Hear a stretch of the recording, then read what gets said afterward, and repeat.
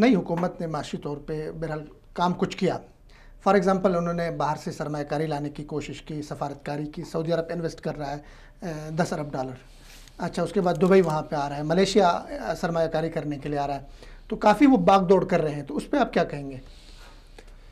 سب سے پہلے تو الحمدللہ و شکر اللہ کہ اللہ تبارک تعالیٰ نے ہمارے مسلمان ملک, ہمارے بہت قریبی مسلم امہ پوری کے لیے یہ درد دل رکھنے والے سعودی عرب کی گورنمنٹ, ان کے حکمران, اسی طرح جو عرب امارات کے ہیں, ہر موقع پہ یہ صرف خصوصی طور پہ یہ credit not goes to the Imran Khan, it credit goes to the Saudi government, کہ جنہوں نے پاکستان کے مارز وجود میں آنے کے بعد سے لیکن آج تک پاکستان کے ساتھ ایک بڑے بھائی کی حیثیت سے, ایک دوست کی حیثیت سے, ایک مسلمان کی حیثیت سے جس طرح ان لوگوں نے تعاون کیا, پاکستانی قوم کو ان کا شکر گزار ہونا چاہیے.